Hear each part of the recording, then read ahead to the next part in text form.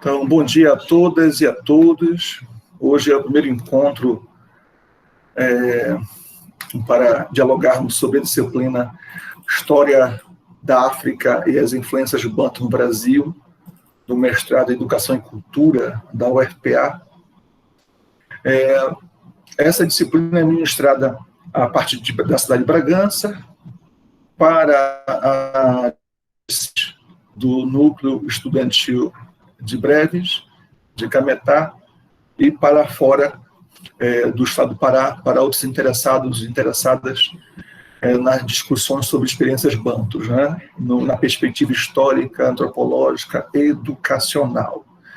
A base da leitura de hoje são dois autores, ou melhor, três autores, né? dois autores que dão base para refletir relações interdisciplinares voltadas para pensar a história da África e a questão da cultura banto, e tanto no continente africano como no Brasil, né? Os autores de reflexão são Jean e John Komarov, casal de antropólogos, e Antonieta Tonassi, pesquisadora sobre cultura diaspórica no Brasil. O Jean e o John, a Jean e o John Komarov, eles vivenciam, são professores universitários que têm pesquisa extensa sobre culturas bantus, culturas negras, né, no sul, na África do Sul, e eles produzem reflexões no campo antropológico sobre o contraste entre a colonização e as resistências negras. Já a Antonassi, historiadora brasileira, discute sobre a história de longa duração vinculado a africanos no Brasil, pensando a questão da diáspora, pensando a historiografia de África, até chegar em uma das experiências de matrizes banto marcantes, que é a experiência do Lundu, entre outras práticas. Tá? Então, esses saberes são dados para pensarmos, teoricamente, esse nosso campo de responsabilidade como intelectuais, como militantes, como agentes políticos na sociedade. Não vou ficar voltando aos textos, salvo para questões pontuais, mas discutir as categorias que são mais interessantes. Em particular, em torno dos Komarov, tem alguns pontos a observar. Né? Quem faz a disciplina, quem faz o curso do mestrado em Educação e Cultura pela UFPA, a partir do campo de Cametá, recebe muito conteúdo sobre teoria voltada para a educação. Geralmente são estudantes que são oriundos do curso de educação, de história, de letras e outras áreas. E cada qual tem abordagens com base em suas categorias. Né? No entanto, eu fiz questão de iniciar essa disciplina, essa formação, esse curso, com reflexões teóricas, porque é a teoria, com toda a sua dimensão, toda a sua profundidade, que pode dar base para tomarmos decisões pertinentes em relação aos nossos problemas de investigação, nossas intervenções no campo da educação, nossas ações políticas, nossas construções em torno do nosso projeto de pesquisa. Também a teoria, como vai ser discutida, que ajuda a pensar as nossas responsabilidades como intelectuais, porque a teoria diz muito a respeito de quem somos na academia e quais são nossas escolhas. E, nesse caso, eu escolhi uma teoria, um debate que ajuda a pensar algo que é fundamental em quem faz trabalho de campo, em quem faz trabalho com cultura, em quem pensa educação, que é a questão da etnografia. Essa palavra, né? Talvez seja uma palavra nova para alguns, porque ela é muito própria da ciência chamada antropologia, e nesse caso vamos dialogar a relação entre antropologia e história. Então, isso exige uma responsabilidade grande, em especial para quem não é de uma área ou nem da outra, nem da antropologia, nem da história. Em educação, existem alguns estudos que dão atenção para questões antropológicas. Quem cursou algo nesse sentido, foi contemplado em algumas categorias, né? Mas eu não posso me dar ao luxo de imaginar que todos vocês tiveram acesso a essas reflexões, então tem que fazer uma pequena introdução antes de entrar no debate propriamente dito do que seria essa abordagem no campo da etnografia, porque a provocação feita hoje é a relação entre etnografia e imaginação histórica.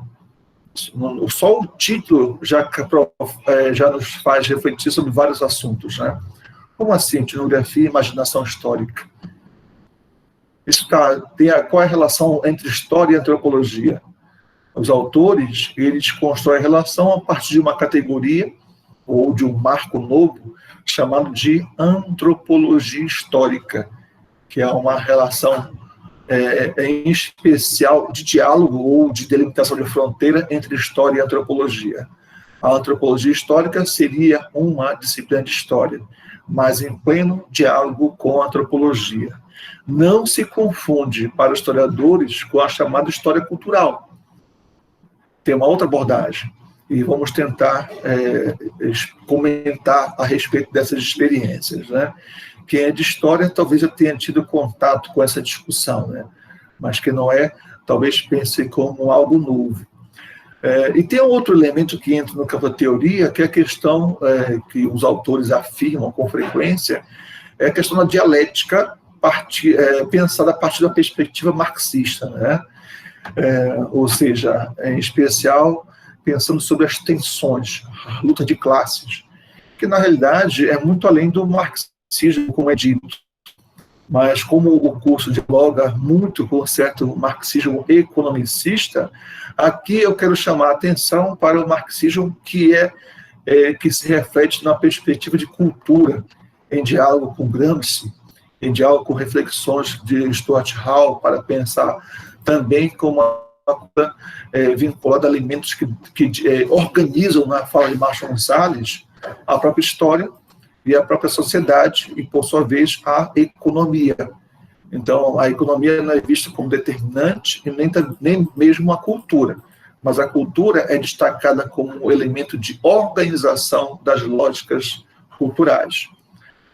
Vocês que leram o texto observaram que algumas categorias são apresentadas e discutidas com atenção pelos autores, né?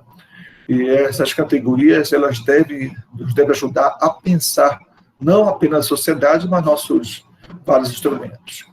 Mas vamos por partes, né? Inicialmente um pouquinho de antropologia para entender o que seria essa categoria da etnografia. Cada campo de conhecimento tem uma metodologia própria de ter acesso às suas fontes de informação. Existem algumas disciplinas que elas dialogam com vários campos metodológicos, né, que dialogam com vários campos metodológicos. Por exemplo, em história, inicialmente você trabalhava com documentações escritas, com registros fixos, com fontes, né, fontes produzidas ao longo da história. E esses registros devem ser interpretados pelo historiador de acordo com a necessidade da sua época, do seu tempo. Então, tradicionalmente, se dizia que ele é consultor de arquivos. Com o tempo, essa perspectiva mudou e historiadoras passaram também a trabalhar com outras fontes que vão além dos arquivos. Trabalham com oralidade, trabalham com memória, trabalham com iconografia, com música, com literatura, ou seja, com toda a produção cultural construída pela humanidade ao longo do tempo. Tudo que for registro deixado por homens e mulheres ao longo da história pode ser fonte, pode ser objeto de investigação para o historiador, para a historiadora. Quem trabalha com educação tem como campo de abordagem, como foco, o espaço educacional, né? Na perspectiva institucional que vivenciamos, a lógica institucional ainda é muito presa no mundo ocidental branco do colonizador. O que significa? Nossas escolas, nossas universidades têm o compromisso de transmissão de saberes de transmitir saberes, valores, instituições coloniais, tal como as igrejas, tal como as ideologias do poder. E isso a gente consegue observar quando realizamos investigações no escolar, em vários níveis, seja no campo da formação de estudantes, seja entre professores, seja na parte administrativa, seja na relação da escola com o Estado, seja na relação da escola com o provedor, no caso das privadas, seja na relação do projeto educacional nacional com o Banco Mundial, você encontra relações que predominam o processo colonial. Então, pensar a educação, a partir da teoria, rompendo modelos convencionais, e também permitir que a gente possa se encontrar no campo da metodologia. Por isso que, no caso da escola, você usa também, como no caso da história, uma diversidade de abordagens metodológicas. Você pode trabalhar com investigação, com aplicação de formulários quantitativos, entrevistas qualitativas, você pode consultar bancos de dados da Secretaria ou da SEDUC, ou do MEC, ou em relação à educação mundial. Ou seja, você deve ser criativo e pode usar metodologias diversificadas. Entre elas, inclusive, tal como acontece para o historiador, a possibilidade de fazer o uso da etnografia, tá? Que é a palavra-chave aqui na nossa argumentação. Mas vejamos como. No caso da antropologia educacional, a etnografia significa vivenciar a experiência no espaço escolar ou no espaço de investigação, em que você vai aplicar uma categoria que é muito própria da antropologia, que é a chamada pesquisa participante. Olha só, pesquisa participante, que parece ser um paradoxo, né? Como que você vai pesquisar algo que você participa, né? Que você se envolve com aquele assunto. Aí, geralmente, a pesquisa participante diz respeito a esse estar no meio da investigação, estar envolvido com as práticas, com a experiência. Você está naquilo que em antropologia chamamos de campo. Você vai a campo. Como é que eu posso pensar em pesquisa participante em história, se história, no passado, trabalhava apenas com sujeitos mortos, com aqueles que não temos acesso? Como é que eu posso fazer uma pesquisa participante? É uma questão que eu quero voltar com vocês. Se esquecer, por favor, me lembrem, tá? Para que a gente possa fazer essa reflexão. Mas eu falei de história, falei de educação, e agora chegamos em antropologia, que é o eixo que dá essa conexão, que faz a conexão entre esses campos de pesquisa, de investigação, entre esses vários campos de saber, né? A antropologia, ela inicia como uma perspectiva de diferenciação e nasce no mundo colonial. Ela nasce no mesmo contexto em que nasce o que vocês já ouviram falar de folclore, saberes do povo.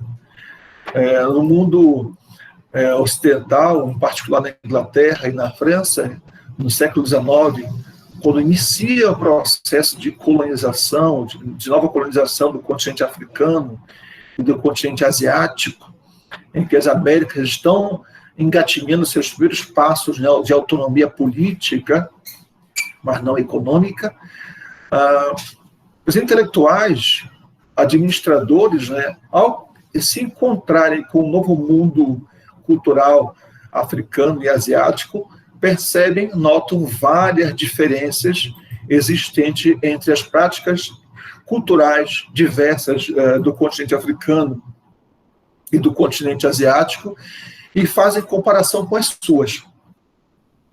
Antes dessa perspectiva virar uma disciplina, dentro da própria Inglaterra, a observação do processo de desenvolvimento daquilo que é chamado de modernidade, que é o acesso a tecnologias, o surgimento de vias férreas, o trem, o navio a vapor, o processo de uso da borracha, a vulcanização, a descoberta de antibióticos, o domínio de tecnologias, que ajudaram a expandir o processo colonial, levaram aos europeus a entenderem que eles eram a ponta, era o ápice do processo civilizacional e que a história deles era a história de todos os povos. Eles levariam a história, os saberes, o progresso, a chamada civilização, que na realidade a civilização deles, para todo o mundo.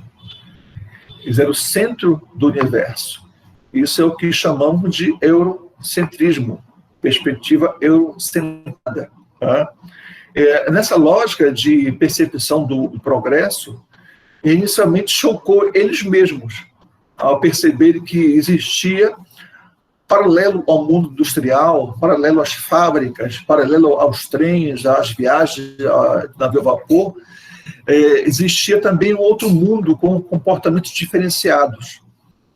Enquanto a elite, a burguesia, vivia exaltando modas, consumos, práticas diferenciadas, a maior parte da população pobre, mesmo na Inglaterra, na França, lugares que estavam em desenvolvimento, e vivenciavam experiências de extrema marginalidade, de violência, de exclusão. E claro que os intelectuais, as elites, não queriam refletir essas diferenças a partir da exclusão, a partir da desigualdade de acesso aos bens. Então, qual é o princípio que foi empregado? Da hierarquização. É que o progresso iria chegar a todos e logo não haveria mais desigualdade. E essas práticas das pessoas pobres, das pessoas do meio rural, logo iriam desaparecer. E os intelectuais de boa vontade, olha só, a boa vontade, disseram, olha, a cultura popular, a cultura tradicional vai desaparecer, nós precisamos guardar esses materiais, precisamos registrar, porque são costumes que estão desaparecendo. Eles são pautados na oralidade, são pautados em práticas que são tradicionais, que a modernidade vai eliminar. Aí surgiram os primeiros antiquários, onde os intelectuais de boa vontade, os sujeitos que vivenciavam o poder, passaram a guardar material ou coletar dados que fossem do meio popular ou do meio rural, e diziam respeito a práticas que eles achavam que iriam desaparecer. Eram contações de história, eram músicas, eram rituais, roupas, costumes, alimentos, forma de pensar o mundo, e eles registravam, guardavam, quando surgia a fotografia, passaram a fotografar também, como se fossem práticas exóticas que iriam automaticamente desaparecer, porque a modernidade estava chegando e não cabia essas práticas vistas como primitivas, como arcaicas, né? É daí que você vai encontrar uma grande coletânea de dados de folclore que chegaram até nós, né, de vários modos. Aí você vai encontrar, por exemplo, a preocupação dos irmãos Grimm de levantar dados sobre a cultura folclórica tradicional para formar a base da identidade alemã, e outros sujeitos também, sujeitos que investigam folclore como elementos populares. Posteriormente, que você vai encontrar um outro movimento que é o modernismo, é que vai pensar essa perspectiva de cultura popular como elemento de nacionalidade, que se aplica a todo o globo e atinge o Brasil. Então, essa preocupação inicial de coletar dados da população mais pobre pressupunha um futuro em que todo mundo teria acesso a uma educação, uma formação cultural padrão. E essa semente etnocêntrica, porque era a visão de classe que se aplicava sobre a diversidade, ela vai ser levada também para os administradores, colonizadores que vão para o continente africano e para o continente asiático. Só que, nesse caso, não seria mais a ideia de folclore. Eles percebiam que o outro era diferente, mas o outro não tinha a ver com eles, né? Uma coisa é você estudar as tradições populares da Inglaterra, do meio rural ou do meio da periferia. Outra coisa era o inglês estudando as práticas culturais do continente africano ou do continente asiático. Não tinha vínculo com os seus valores, com a sua lógica de construção da humanidade. Então, é nesse momento que surge a primeira semente da antropologia. Como é que surge? Intelectuais bem intencionados, mas casados com o processo de colonização, que entendem que precisam registrar as práticas culturais das populações africanas e asiáticas, porque são práticas primitivas sujeitas ao desaparecimento. E essas práticas devem ser registradas pelo campo do saber científico, do modo como eles consideravam naquela época. Então, é nesse momento que surge uma corrente da antropologia chamada antropologia evolucionista. Nesse momento, estava em voga no mundo acadêmico o debate sobre o evolucionismo de Darwin, a ideia de evolução no campo biológico, e esses intelectuais entendiam que a evolução também alcançava o campo da cultura. Então, existiam povos primitivos, atrasados, tal como no paralelo você teria no evolucionismo de Darwin, os seres primeiros, primitivos, que vão do macaco ao humano.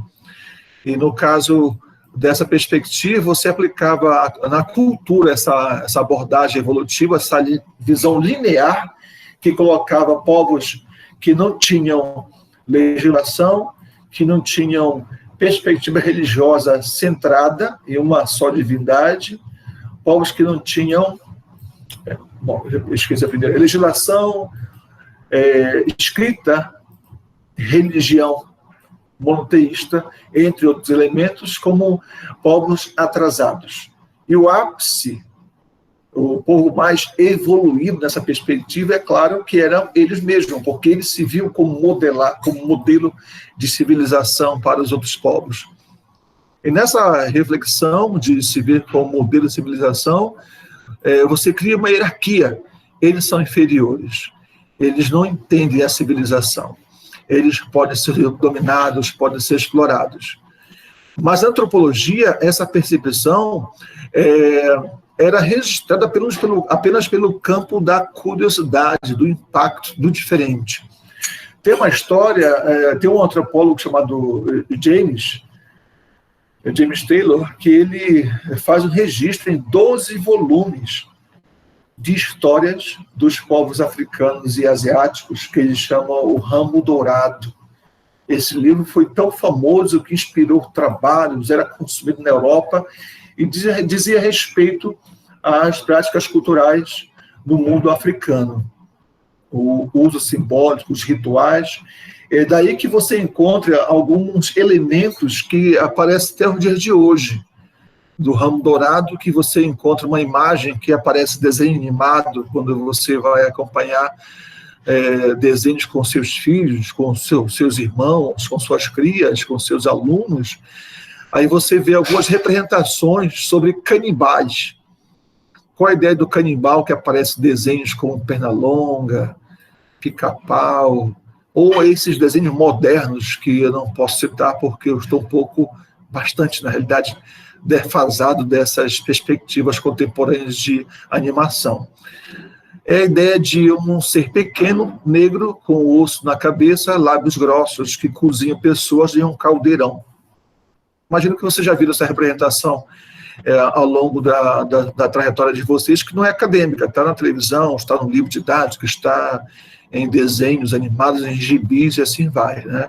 Então, essa representação, essa imagem do pigmeu, como é a palavra-chave, que come humanos, como pessoas, como os brancos em particular, elas são repassadas historicamente através da longa duração, mas são construções que vêm desse primeiro impacto da relação da antropologia, do nascimento da antropologia. Uma outra figura dessa que também é heróico e ajudou a propagar essas perspectivas evolucionistas é a figura do Tarzan, que talvez vocês tenham assistido algum filme ou tenham ouvido falar, que seria o homem branco que é abandonado na floresta, é criado por macacos, e ele se comunica com os animais, ele tem relações com as comunidades negras, mas ele é superior aos negros. E ele anda de árvore em árvore através de um cipó gritando, né? e ele é o grande protagonista das aventuras, ele é o que resolve tudo, até enfrenta vários grupos negros, e você não entende ao assistir o filme por que tem negros contra negros, o que significa isso, né? Então o Tarzan ele é fruto dessa construção, que vem desse impacto, né, da construção colonial, de pensar África nessa abordagem. Existem vários outros, né? Mas esses dois servem para ilustrar de modo prático o impacto que foi o nascimento da antropologia, casado com a lógica da colonização. Então, o antropólogo estava naquela investigação, não existia a expressão antropólogo ainda, né? Porque não era uma formação acadêmica. Tanto que na Inglaterra vai surgir a palavra antropologia, e na França a palavra vai ser o etnógrafo e não antropólogo, né? E na Inglaterra vão diferenciar a antropologia social, de antropologia cultural e antropologia física, de acordo com a abordagem que eles vão desenvolver. Mas, no geral, para o Brasil, ficou a palavra antropologia para pensar essa corrente de investigação. Então, a antropologia nasce com essa relação com o poder colonial, com a dominação. Ela investiga o diferente e acaba sendo instrumento para a dominação colonial, porque ela não é feita por acadêmicos, ela é feita através de coleta de dados que esses investigadores iniciais fazem. Não é porque eles vão a campo. Eles conversam com administradores que estiveram no continente africano, conversam com missionários que estiveram no continente, conversam com comerciantes, né?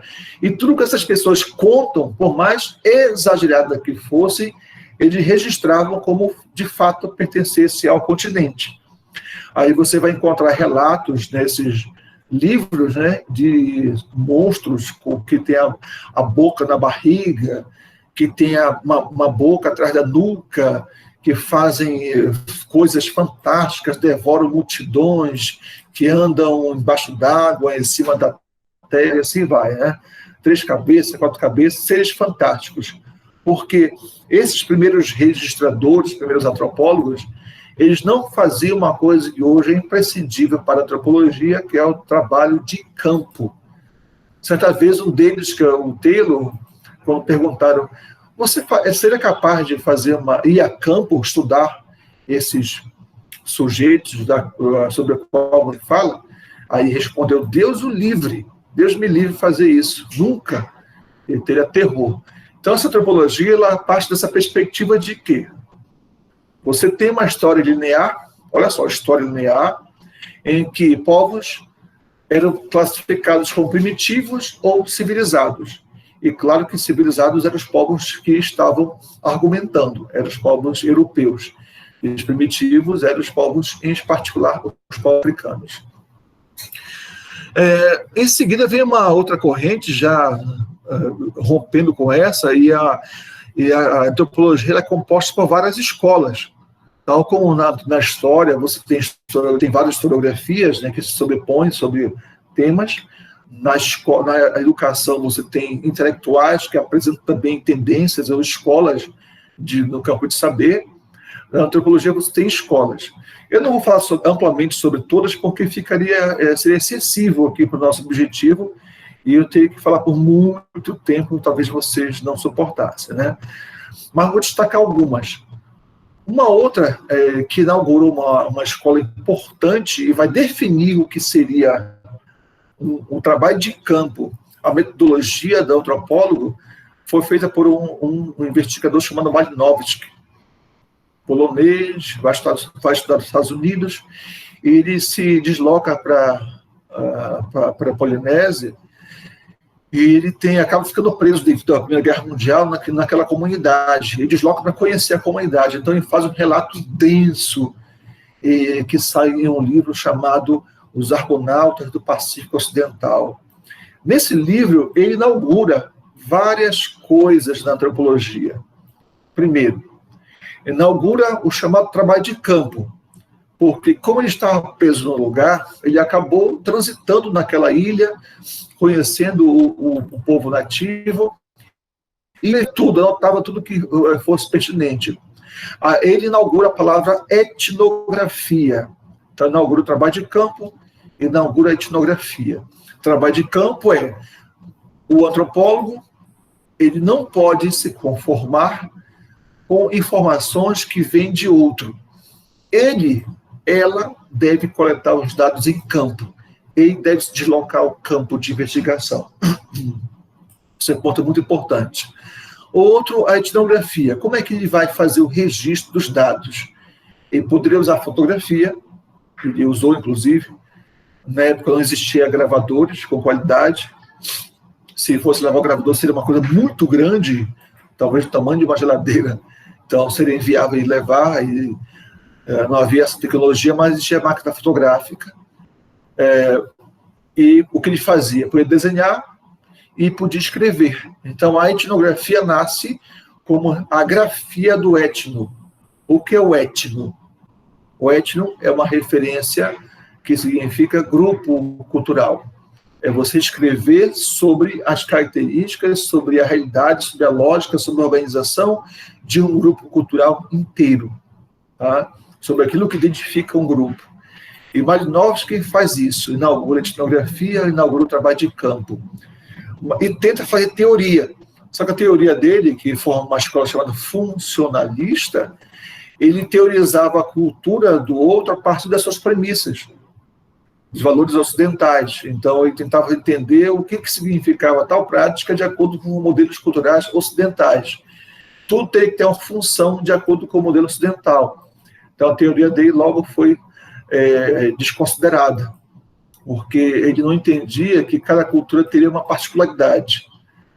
Depois dele vem um outro intelectual, com uma outra experiência, que é chamado Franz Boas, que vai dar uma outra contribuição para a antropologia ao formar uma escola chamada culturalista. O que é que pensava, o que é que propunha a escola culturalista?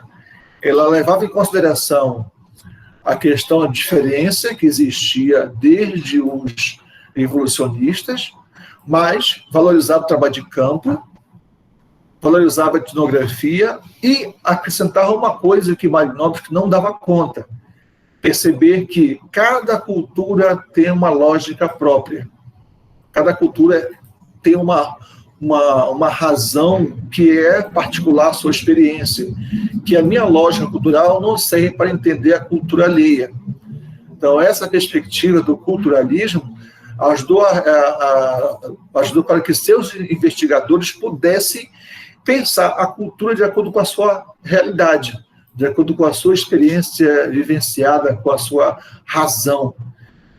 E isso aconteceu para contemplar, isso favoreceu para que a antropologia fosse ampliada em seu campo de investigação.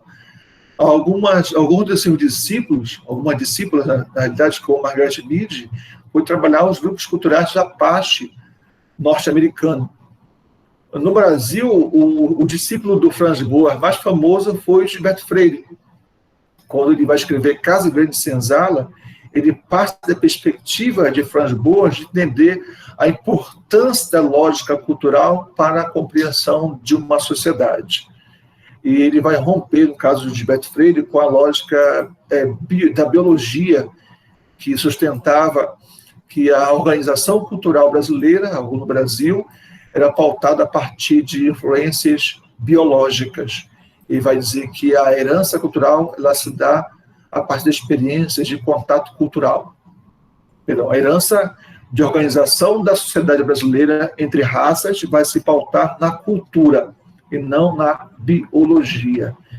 Então, essa é a ideia do chamado culturalismo. Depois deles, eu vou destacar, tem outras escolas, tá? Estou dando saltos, só para destacar mais instigantes para chegarmos no Komarov. Depois deles, nós temos um pesquisador chamado Claude Lévi-Strauss, que ressalta uma corrente chamada estruturalismo. Então, observem, já temos aqui falado culturalismo, funcionalismo, culturalismo e agora estruturalismo. No estruturalismo, o autor, o Claude Lévi-Strauss, ele defende que as experiências culturais mesmo considerando a diversidade, teriam duas coisas em comuns que vinculam a relação entre cultura e natureza. Antes de prosseguir, eu quero fazer um parênteses sobre esses dois pontos, né? Na antropologia, um debate muito forte é a diferenciação de atenção sobre a relação de cultura e natureza. Porque a antropologia ela sempre desejou romper, apesar da influência das escolas biológicas que os Komarov comentam, né, eles tentavam explicar que existe uma coisa que diferencia os humanos de outros animais. E essa coisa seria a cultura. Pois todos os outros animais, eles são guiados por uma coisa chamada instinto. Mas os humanos, eles têm um instinto, mas tem uma coisa que é maior que o instinto, que na realidade controla o instinto, que é a cultura. É só você fazer um exercício prático de observar que os animais, salvo quando são limitados, eles não têm nenhum pudor no uso de seus instintos, seja no campo da alimentação, seja no campo da sexualidade, seja no campo da autodefesa. Ele faz o que tem que fazer, seja para comer, seja para se aliviar, seja para correr no campo da reprodução. Os humanos não fazem aquilo que o instinto diz de imediato. Sente desejo, está com fome, quer se aliviar, tudo é controlado, tudo é regrado nas horas disciplinadas. E essa disciplina dada, ela é percebida através de uma coisa que os pesquisadores chamaram de cultura, que é transmitido de sujeito para sujeito. O instinto nasce com os indivíduos, tal como acontece com as formigas, com as abelhas, com os tamanduás, nasce com eles, né? São codificações de relação que você se impressiona. Mas a cultura não, ela é transmitida. Ninguém nasce com a cultura pronta. Tanto uma evidência disso é que a língua você aprende. Não é porque você é de Cametá e nasce no Japão que você vai aprender japonês sem passar pelas escolas. Ou vice-versa, você japonês nasce em Cametá, vai falar o português de Cametá. Não. A cultura ela é aprendida, ela é partilhada pelos vários sujeitos em experiências coletivizadas, pela vivência, pela sociabilidade. Então, esse é um ponto-chave para destacar, por isso que eu quis apontar em relação ao debate de Claude Lévi-Strauss no campo do chamado estruturalismo.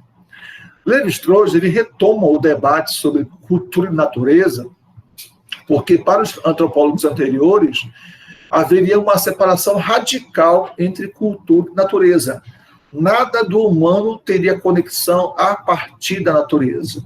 No entanto, o Lévi-Strauss observou que duas coisas pareciam ser universais entre todos os humanos. Uma delas, o tabu sexual do incesto. A outra, o uso de uma fala comum, o uso de padrões de linguagem. Então, em relação ao tabu sexual, ele observou que, nos estudos deles monográficos, né, todas as sociedades previamente estudadas por antropólogos evidenciavam a existência de restrições de relações sexuais a partir das relações de parentescos. E não havia um modelo padrão. Você não vai dizer que o modelo que vivenciamos no mundo ocidental, onde é proibido relações intersexuais entre pais e filhos, entre tios e sobrinhos, entre avós e netos, esse não é um modelo universal. O que o autor dizia era que toda sociedade produz informações culturais que restringem parâmetros de intersecções sexuais. Em outras palavras, toda sociedade tem restrições em relações sexuais entre sujeitos. E não necessariamente esses padrões são universais. Por exemplo, você conhece casos que era normal a relação sexual entre irmãos. É o caso do Egito. Isso foi muito comum nas nobrezas tradicionais da antiguidade. Isso, claro, teve sequelas graves. A relação entre primos também, ela foi normalizada nas tradições das cortes europeias. Era possível porque você garantia a manutenção daquilo que eles chamavam de sangue nobre, sangue azul, sangue real. Na cultura que herdamos, a partir das várias tradições, nós temos restrições que alcançam a relação entre primos também, mas atribuem a relação entre irmãos, entre pais e filhos, entre netos e avós. Mas Lévi-Strauss, ele apontava que o que é comum em todas as culturas é o fato de existir tabus sexuais. Restrições relativas a quem pode e quem não pode. Como era feito, isso mudava nas culturas. Outro ponto que ele também encontrou como elemento em comum era o uso da língua. E a linguística passou a influenciar bastante o intelectual. Por isso que a ideia da estrutura. A estrutura de parentesco. O que é a estrutura de parentesco? São as relações que criam subordinação e hierarquizações entre gerações de sujeitos, entre pai, filhos, netos, avós, bisavós, etc. Essas são as estruturas de parentescos. Quem é considerado parente, quem não é. Com quem você pode casar, com quem você não pode casar. São as estruturas de parentesco. No caso da linguagem, você vai ter também estruturas que o autor vai encontrar em várias sociedades. E quais são as estruturas? A nomeação de coisas, pessoas, de objetos e pessoas, a atribuição de valores e a definição de verbos. Então, 3 coisas que você vai encontrar em várias culturas e, portanto, são estruturais nas culturas. A partir daí, ele vai observar que aqui tem cultura que usa adjetivo, tem umas que não usam, preposição, outra não tem, variação, flexão do verbo e assim vai. São diferenciações. Mas haveria elementos comuns, em particular a nomeação das coisas. Mas tem uma coisa que o autor chama atenção, é que a nomeação só faz sentido para aquilo que diz respeito à lógica cultural da comunidade. E o que significa? Você só nomeia aquilo que é útil para a comunidade. O que não é pertinente à comunidade, você banaliza, você generaliza na definição. E o Lévi-Strauss, ele tem uma frase forte, né? Ele diz, o humano não suporta aquilo que ele não compreende, ele não suporta o caos. Portanto, a primeira coisa que ele faz é sistematizar, criar uma taxonomia, a nomeação das coisas, uma sistematização. E ele vai comparar isso com a ciência dos povos, que ele chama de primitivos, mas também no mundo cultural, onde ele chama atenção para os vários mitos que são comuns em povos diversos, como vocês já ouviram falar do mito da cobra grande, a história do jabuti, da tartaruga que está sobre a terra, o sentido das águas. Um dia desse aqui no Marajó, no Pará, teve um tremor de água, um tremor de terra, né, na região de Breves, e isso foi pensado de vários modos, inclusive várias pessoas se lembraram da cobra grande que está mergulhada embaixo das cidades, como acontece em Belém, acontece em Breves, em várias cidades ribeirinhas, né? Essas observações, Lévi-Strauss captou nas monografias e apresentou como mitos comuns. Toda sociedade tem mitos de origem. Apesar de que, para nós que recebemos influência colonial ocidental, é muito comum você até crer no mito de Adão e Eva, da criação. É bom entender, a partir do parâmetro da antropologia, que toda sociedade tem seus mitos de fundação, né? Apenas conhecemos uma, de modo mais popular, porque ela foi imposta pelo modelo colonial cristão ocidental. Então, Lévi-Strauss, ele constrói essa perspectiva de uma escola estruturalista. Toda cultura teria elementos comuns pautados em uma estrutura vinculada à linguagem, vinculada às relações de parentesco. E essas estruturas são boas para compreender, para pensar as lógicas humanas. Aí, saltando da estruturalista, vou apresentar para vocês a escola interpretativista de Clifford Geertz. Diferente de Lévi-Strauss, que pensava a cultura vinculada a uma estrutura, algo rígido, fechado, Geertz pensa a cultura como um sistema, como algo maleável, algo em construção, sempre pautado em símbolos. Ou seja, o humano ele se diferencia dos animais a partir de símbolos. Perdão, não de símbolos, da interpretação de símbolos. Aí, claro que você pode dizer, mas os animais também interpretam símbolos. Sim, interpretam. Mas os humanos, eles reinterpretam o mesmo símbolo. Você pode escolher qualquer símbolo que seja.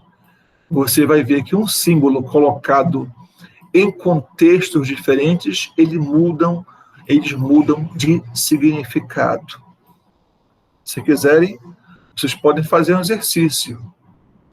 Peguem duas letras, W e C, que é comum de ver na porta de banheiros.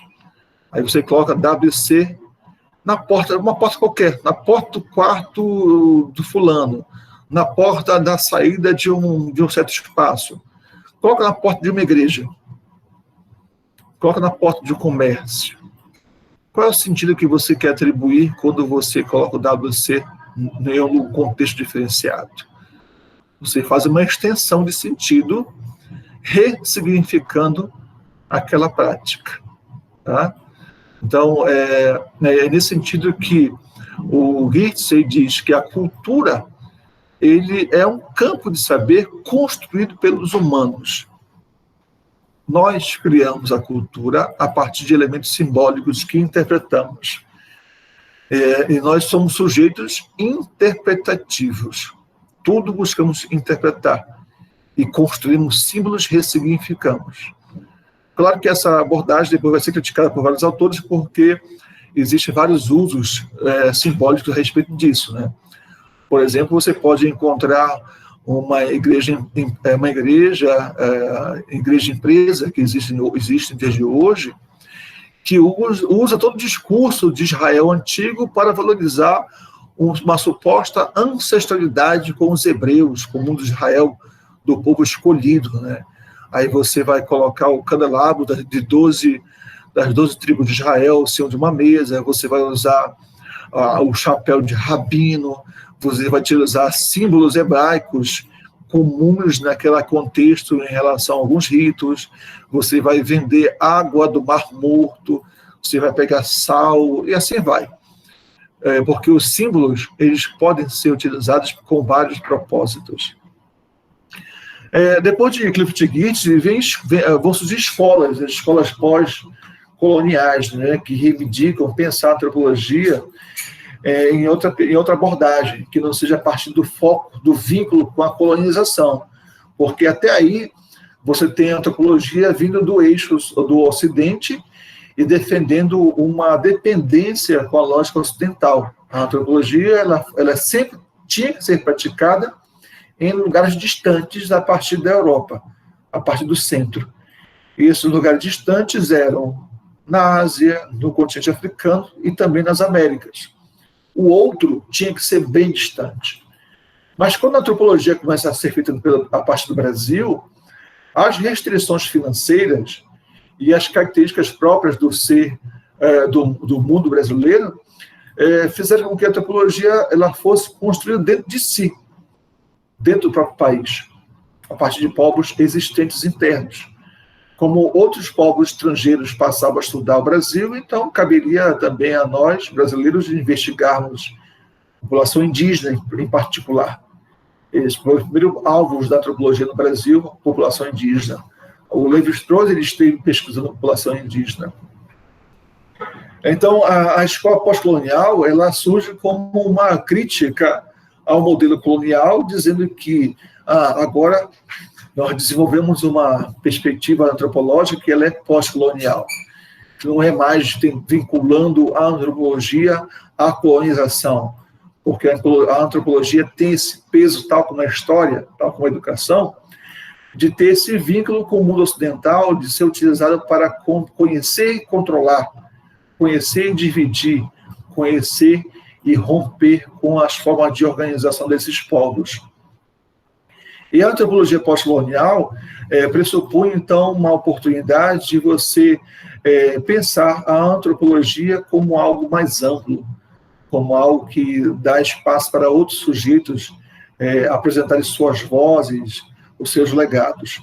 Aqui entramos, então, na corrente que vai dialogar com os Komarov, porque o casal ele já acaba fazendo uma crítica consistente em relação à perspectiva pós-colonial, nessa abordagem, né, da antropologia. Antes de entrar nesse conceito, permitam fazer um comentário sobre o próprio casal, né? O Jean e John Komarov, a Jean e o John Komarov, eles são um casal curioso na antropologia, e o próprio fato dos dois escreverem textos antropológicos e assinarem como casal é significativo, porque os pesquisadores, os antropólogos, em maioria, salvo discípulos do Franz Boas, com Margaret Mead, a maioria são homens brancos ocidentais. Muitos deles, como Claude Lévi-Strauss, como o próprio Geertz, né, eles vão a campo, em lugares distantes, vão com a sua companheira. Mas elas são citadas pontualmente como estando ao campo, mas elas não têm produção intelectual. E não escrevem, não assinam junto com eles, né? Então, isso é revelador de uma relação de uma construção patriarcal da própria antropologia. No caso dos Komarovs, você tem uma relação que, simbolicamente, por mais que não seja essa intenção dos dois, acaba sendo uma crítica às formas como a antropologia foi feita em outros momentos, em que os dois iam a campo, mas era o homem que tinha a predominância. No caso, o casal são vinculados à Universidade de Chicago e à Universidade de Harvard, e com estudos na África do Sul, pensando a relação colonial com os povos tradicionais, né? Nesses estudos, eles refletem justamente sobre o lugar da etnografia com a imaginação histórica. Você vai encontrar ao longo do texto uma preocupação entre eles de pensar o lugar da antropologia rompendo com essa corrente da colonização. Ora, dialogando com a história, ora fazendo crítica ao próprio viés colonial da antropologia. Então, são vários elementos que são destacados na argumentação. Vou, daqui a pouco, dar espaço para vocês ressaltarem e dialogarem comigo, porque eu não vou apresentar todos eles, salvo haja necessidade, né? E você deseja que a gente aprofunde. Mas vejam, um ponto importante é pensar a antropologia como um instrumento de compreensão da diversidade. Não é antropologia, a etnografia. A etnografia é um recurso-chave da prática antropológica. É o registro, é você grafar, você escrever a etnografia, escrever sobre a cultura alheia, através de uma coisa que o Malinowski fez e o Geertz ressalta, é a chamada descrição densa. Quanto mais descritivo for, mais oportunidade você tem para detalhar a experiência em uma dada comunidade. Por quê? As teorias, elas passam, as teorias são superadas. Por mais que alguns autores se agarrem em teorias tradicionais, elas são revistas e muitas vezes descartadas. Assim aconteceu com o positivismo, assim aconteceu com o marxismo tradicional, estruturalista, economicista, assim aconteceu com várias outras, o evolucionismo aplicado à sociedade, o darwinismo social, e várias outras teorias. Apesar de que tem autores que tentam reconfigurar e trazê-la de volta, né? Então, essas abordagens fazem com que a etnografia, sendo uma descrição densa, permita que você faça novas interpretações de acordo com o interesse do pesquisador no mundo contemporâneo. Porque o pesquisador o historiador, a historiadora, o antropólogo, educador, educadora, eles são fruto do seu tempo. O que significa? Os interesses de investigar o passado dizem respeito ao presente. O interesse de investigar o diferente diz respeito a quem eu sou no campo da investigação. Não são simples curiosidades. Temos vínculos, de algum modo, com aquilo que investigamos. Isso não é uma regra absoluta. Você pode trabalhar um assunto que aparentemente não tem nada a ver com você, né? Mas desperta e cria laços de afetividade ou de oposição ao ponto de você construir um campo cognitivo maior, um campo de compreensão dessas práticas culturais. Então, na relação entre história e antropologia, os autores mostram os limites da etnografia pela dominação colonial, mostram vários exemplos ao longo da sua argumentação, de como essa etnografia ela foi pautada apenas para a dominação, mas ela tem um sentido maior, tanto que na relação com a antropologia histórica, essa etnografia passa a sustentar uma outra forma de pensar a história. E os autores vão, então, dialogar com historiadores, em particular Robert Darnton, Carlos Ginzburg, que vão discutir a cultura como elemento na história. E não é mais a história cultural de Michel Certeau que vai trabalhar a cultura em dada realidade como uma categoria invisível, uma categoria de relações de representação. Eles vão pensar a cultura a partir do viés da antropologia mesmo, por isso que chamam de antropologia histórica. Ou seja, vão trabalhar ritos, vão trabalhar formação de identidade, vão trabalhar processos constitutivos, vão trabalhar ritos de iniciação, vão trabalhar contrastes, relações coloniais e impactos. São abordagens que os autores fazem, que chamaram a atenção dos Komarov, porque história e antropologia, há algum tempo atrás, não dialogavam. Na realidade, existiam vários confrontos, né? Algumas práticas antropológicas eram opositivas à história. Alguns intelectuais diziam que a antropologia tinha que ser aplicada como uma experiência sincrônica. A história era sempre diacrônica. O que é sincrônica? Ao mesmo tempo. Significa que na antropologia eu tenho que sair do meu espaço, me deslocar para uma outra comunidade e estudar o todo dela no mesmo momento que eu vivo. É como se você fizesse uma fotografia e analisasse aquela fotografia, sem considerar o processo de mudanças que ocorrem ao longo do tempo histórico. Na leitura diacrônica, você iria considerar a transformação da sociedade ao longo do tempo. Então, as escolas antropológicas, elas mudaram na sua constituição de acordo com o tempo. As evolucionistas, por exemplo, eram diacrônicas. Diacrônicas porque entendiam que as suas sociedades, elas eram sociedades que estavam hierarquizadas. Ora, existia a civilização superior e ora existia a inferior, que eram os primitivos. Então, essa diferenciação já dizia muito a respeito da sociedade em um olhar diacrônico, porque havia a premissa da evolução. Um dia, essas sociedades primitivas vão chegar no nível de evolução que estamos. Já a sociedade, no contexto do estruturalismo, a perspectiva era sincrônica.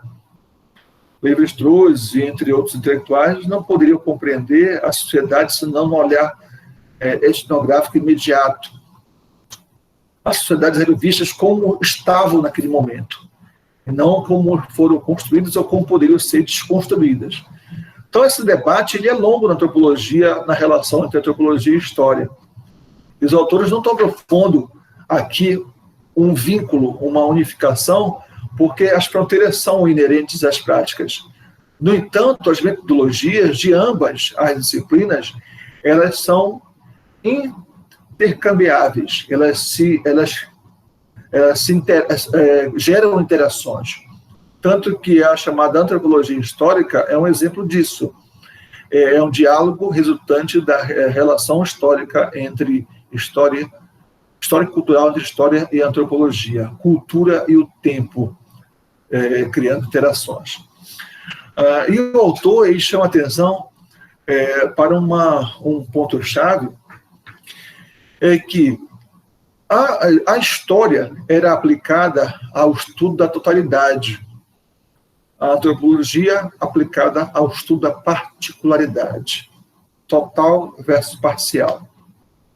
A história era aplicada ao estudo dos povos ocidentais, a antropologia aos povos não ocidentais, aos outros, ou aquilo que os autores colocam como resto do mundo.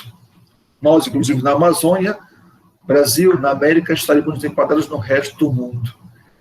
Então, havia esse link de compreender a história e a antropologia. A história é a ciência do eu eurocentrado, eu europeu. A antropologia, a ciência do outro, o outro primitivo, o outro atrasado, o outro que precisa ser controlado, conhecido para ser dominado. E o que o autor os autores vão enfatizar é justamente esse trâmite entre as duas para que você mude o sentido da história e da antropologia, onde a história ela seja modificada para não ser apenas a representação do mundo ocidental. E ela começa dentro do mundo ocidental, quando rompe inicialmente com as abordagens tradicionais de valorização do político, a partir das escolas de análise, quando passa a considerar cultura na lógica da história marxista inglesa, e você vai encontrar, então, a chamada história vista de baixo, inicialmente com a questão de classe, onde você valoriza não apenas a história de quem está no poder, mas aquele que está subordinado ao poder. A história vista de baixo. Isso já é um rompimento com a história elitista, a história patriarcal branca, ocidental, mas dentro do Ocidente. Com o tempo, você vai encontrar outros links, outras abordagens, como uma relação de gênero na história, depois a questão racial na história, que é novo, que é recente. A história disciplina, a história ciência, a história formação, ainda está muito branqueada, muito eurocentrada. Digo isso por experiência. E no caso da antropologia, esse aprendizado com a história gera um questionamento. Eu vou estudar o outro para quê? Para quem? Com qual objetivo? O outro tem que ser sempre diferente? Eu não posso buscar elementos próprios da antropologia, que são o estranhamento, e aplicar na minha sociedade? Será que eu compreendo tudo que ocorre dentro da minha sociedade? E Franz Boas dizia que não. Nenhum sujeito ele compreende a sua cultura de modo pleno, de modo completo. Ninguém vivencia a sua cultura nela 100%. Todos vivenciam experiências que são parciais no campo do conhecimento. Isso nos permite ampliar o uso da antropologia para compreender sujeitos que estão relacionados ao nosso espaço, ou compreender, investigar militâncias, ações da qual estamos nos debruçando. Porque podemos fazer um exercício que é o chamado estranhamento. O que é o estranhamento? Quando você se acostuma a experimentar uma lógica cultural, seja ritual, seja linguística, e essa lógica é tão comum, ela pode ser estranhada. Você pergunta, por que isso é assim? Você que tem o hábito de frequentar igrejas, você que tem o hábito de frequentar grupos culturais, você pergunta, o que eu pensava sobre a igreja ou esse grupo antes? Porque para mim era normal frequentar esse espaço religioso, e eu nunca estranhei tal coisa assim assado. Só agora eu pude perceber que isso era estranho. Quando você estranha aquilo que parece normal, você já está fazendo o exercício básico da antropologia, que é o exercício da alteridade, a compreensão sobre a diversidade, sobre o outro, porque não somos integrados plenamente à nossa cultura. E compreender a diversidade é fundamental porque permite ações políticas nesse sentido. Então, os autores eles ressaltam essa relação com a história da antropologia, apontando essas várias peculiaridades, essas contradições, né? E a aproximação da história com a antropologia, então, ajuda a compreender a importância em torno dos sujeitos que são investigados. Só que eles dizem que, mesmo assim, fica uma lacuna.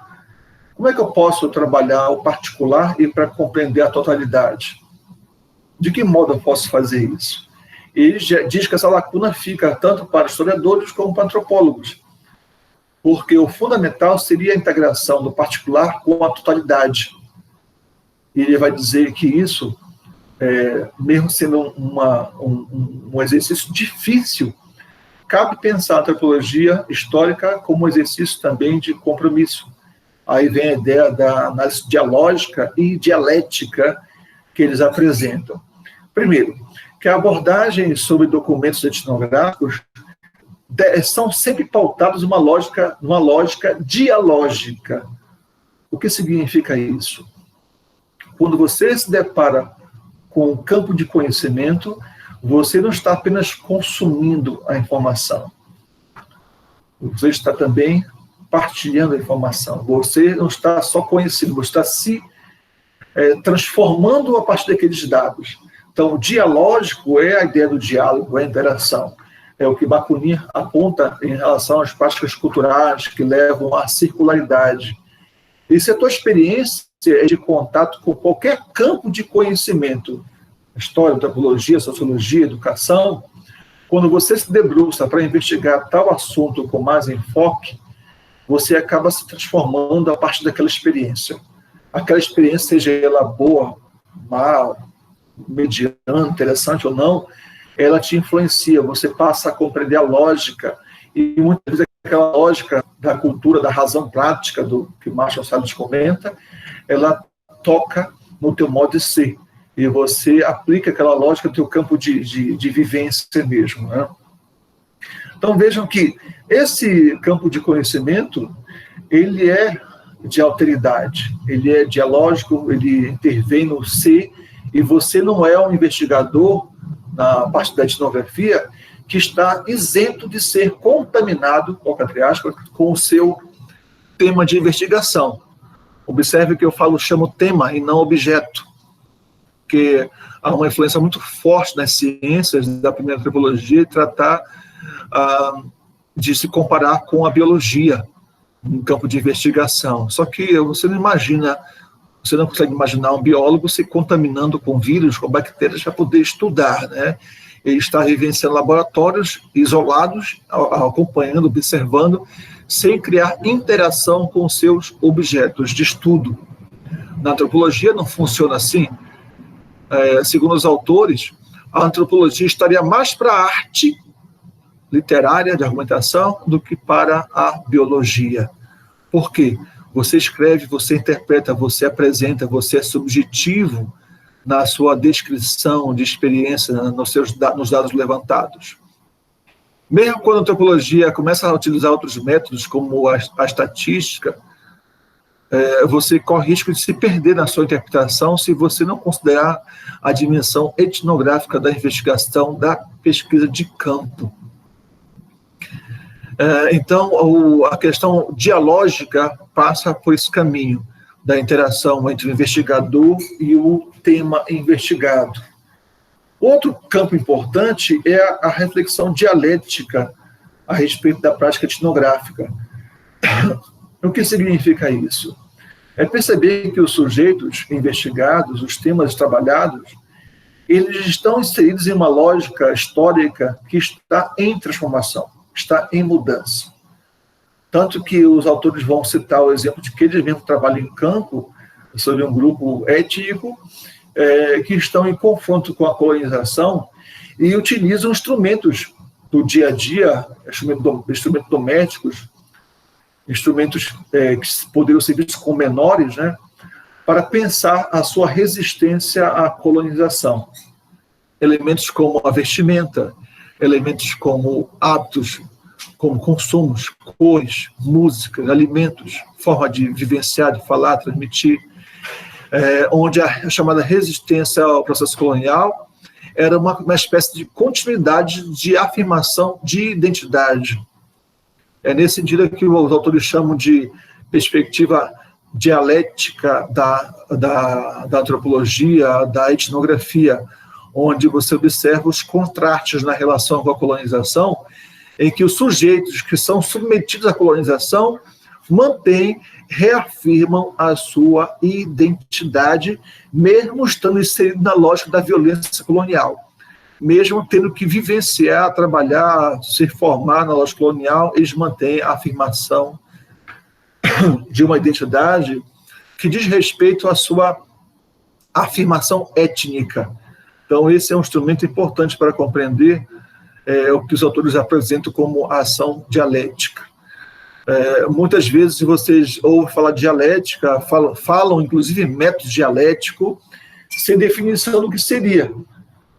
Existem várias leituras, várias interpretações, né? No sentido da economia política, a dialética pode ser apenas, basicamente, compreender a luta de classes.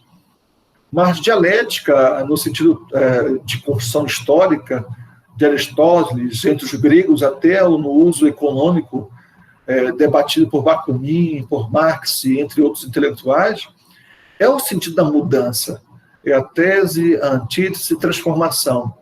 Tem a ver com aquilo que Bakhtin chama de circularidade cultural, onde você, na circularidade cultural, que é uma premissa dialética, você tem situações que rompem com o modelo dualista, binário, que coloca apenas duas alternativas para compreender a lógica cultural: dominados, dominadores e dominados.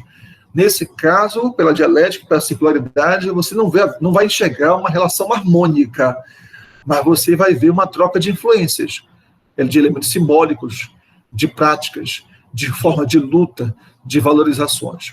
Aí, toda vez que você vai praticar a ação etnográfica, você pode se deparar com experiências desse tipo, para não causar choque quando você visita uma comunidade quilombola e você não encontra apenas a população negra. Quando você vai visitar uma comunidade indígena e você vê rostos negros. Quando você vai visitar um espaço afro-religioso, você não encontra aquilo que o seu imaginário estava propondo. Porque aqui entra a última categoria do nosso debate, que é a chamada imaginação histórica. O historiador da cultura, ele dialoga na antropologia histórica e tem uma perspectiva de pensar a sociedade a partir da própria imaginação que é construída. A história, ela é representação, mas ela é fruto da imaginação do próprio historiador, né? Do próprio investigador. E claro que isso serve para qualquer campo de conhecimento, serve para o educador, para o antropólogo, para quem trabalha com literatura. E antes de passar para a próxima abordagem, eu quero apresentar para vocês uma pequena história que eu ouvi esses dias, que eu achei interessante, e ela é uma conexão para pensar essa imaginação histórica, essa perspectiva crítica, dialógica e dialética sobre etnografia, né? É uma história que vem do mundo asiático, possivelmente indiano, não tenho a fonte precisa, porque eu ouvi, e é legal que as tradições culturais, né, tal como acontece no mundo africano, são tradições vivas. O que significa? Longe do mundo ocidental, que você tem que fixar as coisas, ter propriedade privada, você trabalha a oralidade, você trabalha o movimento corporal, a gestualidade, tal como veremos em Antonácio, e isso você pode trazer no seu corpo, na sua memória, na sua experiência. Conta a história que um homem, e foi dito como um homem, mas poderia ser muito bem uma mulher também, caminhava por uma estrada longa, até que, de repente, ele andou tanto que ele chegou no paraíso. Olha só, chegou no paraíso, um lugar que tantos aí sonham com a chegada daquele que foi, né, o dia do juízo final. E ele chegou no paraíso, sem sofrimentos, apenas pela caminhada. Só que quando ele chegou no paraíso, ele chegou cansado, porque ele tinha feito uma longa caminhada. Ele pensou, puxa, tudo que eu queria é um lugar para eu poder descansar. Aí, de repente, olhou para o lado, ele viu uma grama verde, fofinha, embaixo de uma árvore. Aí foi, ali tá bom. Aí foi, deitou na grama, dormiu. Dormiu. Aquele sono gostoso, sono daqueles que não tem trabalhos para entregar no dia seguinte, nem a semana que vem, né? O sono de quem não tem que fazer apresentações e assim vai. Quando acordou, sono bom, maravilhoso, ele sentiu um vazio imenso no seu corpo. Fome, muita fome. Pensou, puxa, eu queria tanto comer alguma coisa. E de repente apareceu na frente dele uma mesa cheia de alimentos diversificados com muita comida. Tinha piquiá cozida com farinha e café preto, tinha castanha com pupunha cozida, tinha farinha de tapioca, tinha mapará frita com açaí, tinha muita coisa. Ele comeu, ficou satisfeito demais, né? Acabou de comer, satisfeito, né? E pensou, puxa, esse peixe estava salgado, estou com uma sede tão grande, se eu tivesse algo para beber.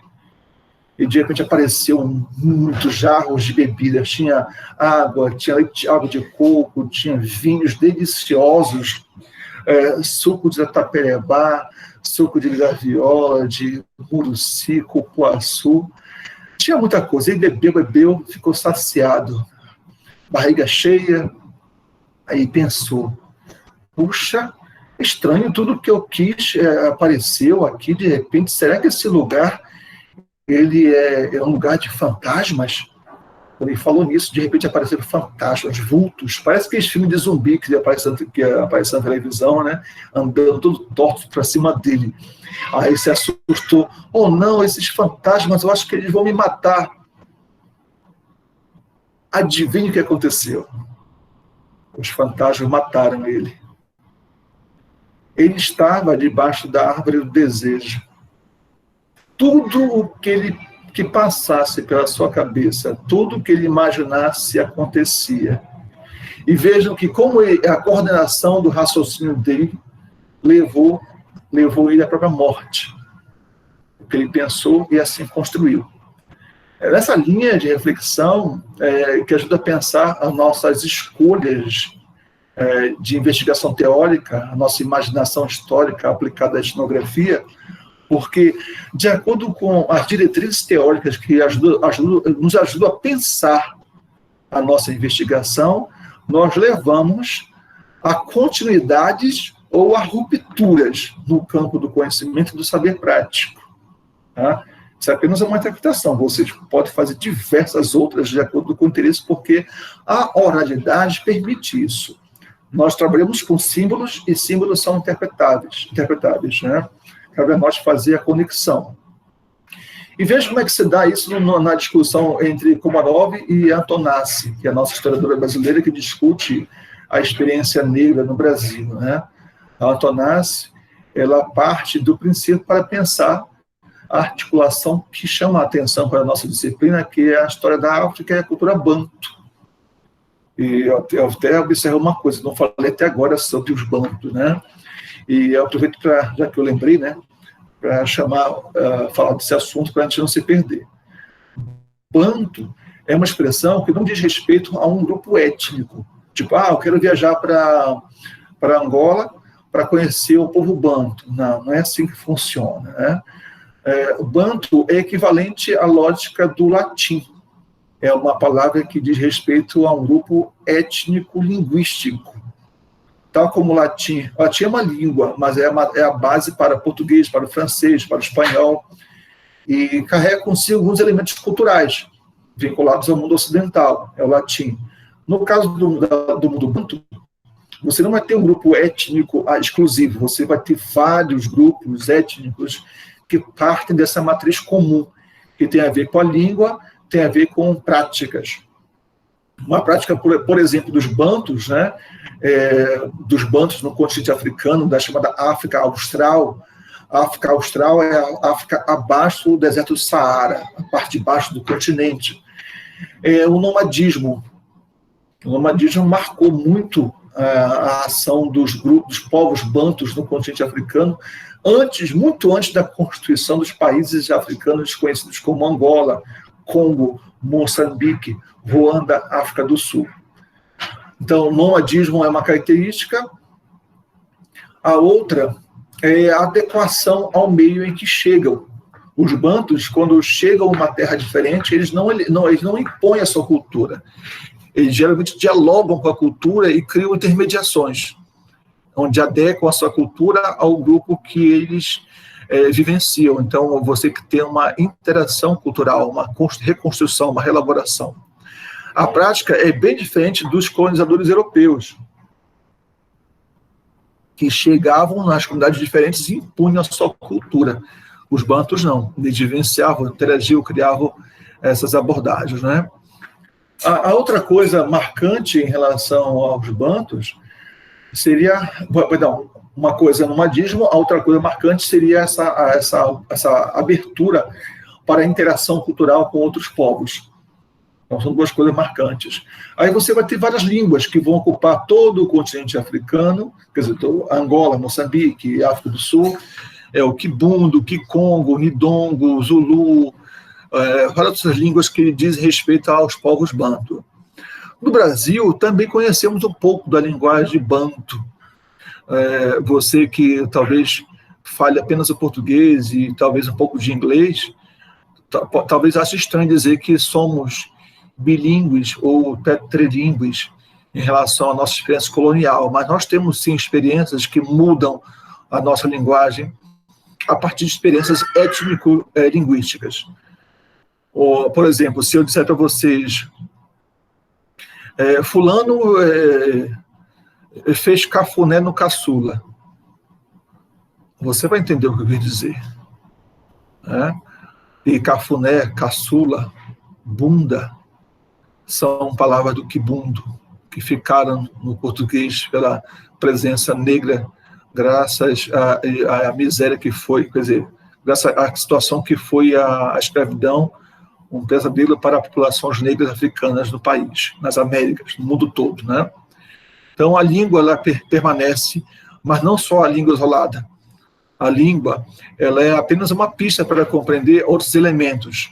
Se bantu não é apenas uma língua, um traço linguístico, mas é étnico-linguístico, ou seja, se é étnico significa que as práticas culturais também permanecem. É aí que a Antonassi apresenta dados para evidenciar que na construção histórica sobre a África, você tem imagens depreciativas, como a de Hegel e vários outros intelectuais, que desprezam os saberes da África, que conectam a história da África a partir da lógica da história europeia, tal como o Skomarov havia denunciado. A África só existe a partir da Europa, nunca fora da Europa. E a autora vai mostrar que essas construções, essas visões sobre o continente são equivocadas, que existem várias fontes que ajudam a compreender a história do continente africano, e ela vai voltar a chegar ao Brasil citando uma fonte de um pesquisador do folclore, chamado Câmara Cascudo, que vai mostrar justamente essas várias permanências da cultura bantu no Brasil. Ela sempre recortando, ela vai chegar, então, ao ponto de pensar na perspectiva do corpo da música como elemento-chave para compreender as matrizes africanas. Aí é uma coisa fascinante, né? Porque ela faz crítica, ela fala de transições do trânsito africano pelo mundo, pelo Atlântico. Cita, inclusive, vários exemplos, como o caso da banana, que a banana vem da Ásia, mas passa pelo continente, chega ao Brasil. Aqui tem interação com as produções daqui do continente, né? Mas veja, se a banana, que é um objeto tão delicado, tão frágil, fez um trânsito de viagens que duravam meses, imagina o saber cultural que está no corpo dos sujeitos, né? Dos homens e mulheres africanos que foram violentados pelo tráfico, trazidos para as Américas. Esses homens e mulheres trouxeram consigo saberes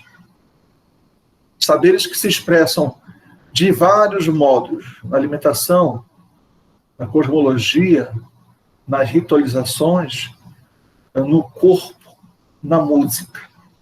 E a autora ela faz um recorte em relação ao Lundu,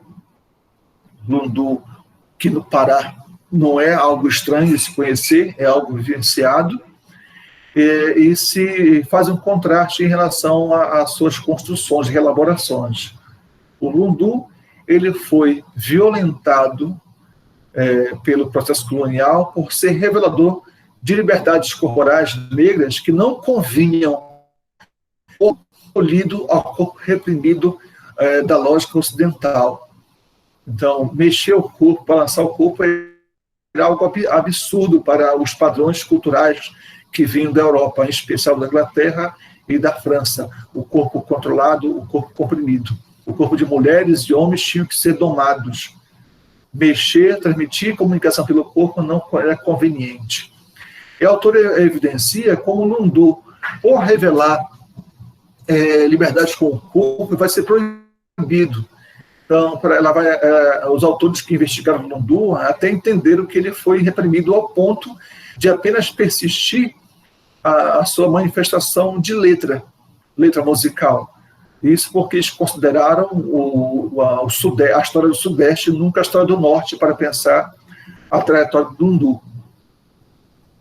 Mas também ela vai entender que o Lundu vai se manter em outras práticas culturais, como a congada, ou no passado, naquilo que é chamado de calundu. E essas práticas identificadas como negativas, sempre apontadas pelo mundo branco, revelavam, então, lógicas culturais de afirmação de identidade e resistência negra, que vinham do continente africano, mas eram compreendidos e foram violados aqui nas várias perspectivas.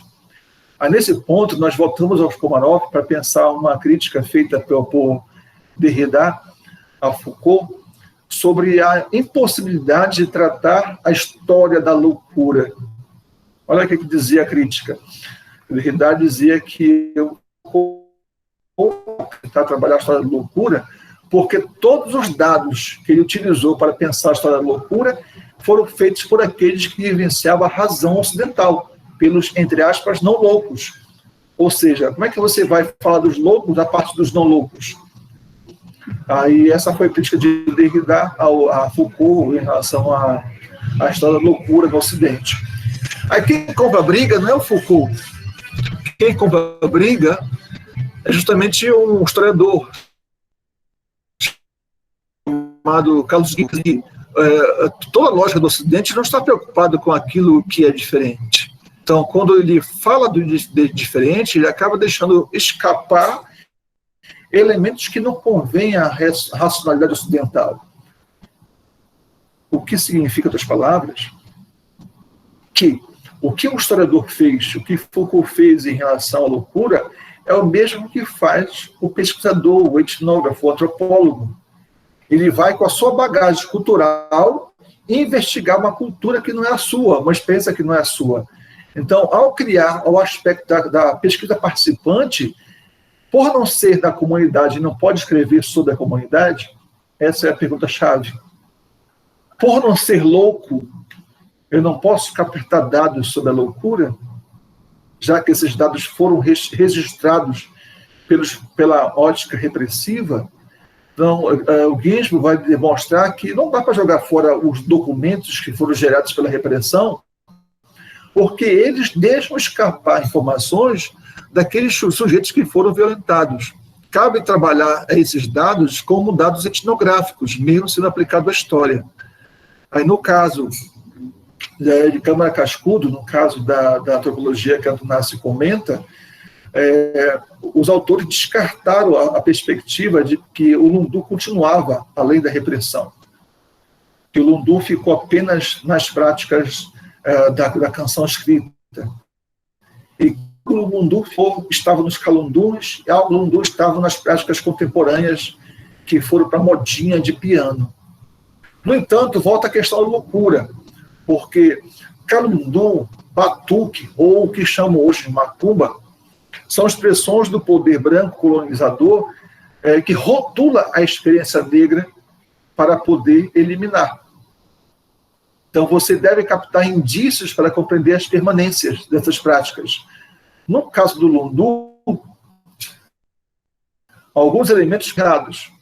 Um deles, a marcação rítmica daquilo que é apresentado como síncope, que é um ritmo marcante que chama atenção para a relação entre corpo e ritmo.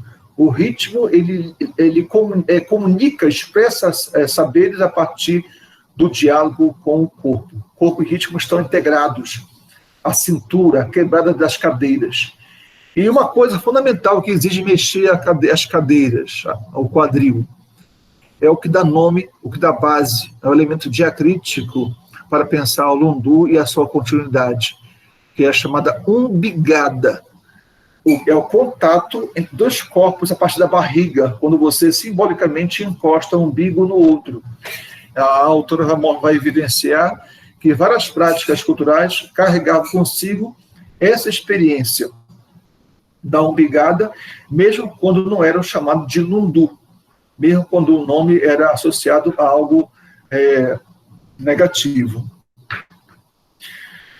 Então, os sinais diacríticos são as pistas para compreender as continuidades, as permanências, resistências negras no Brasil, nas Américas, ajuda a pensar essa dimensão de reflexão sobre a própria afirmação da identidade do mundo contemporâneo.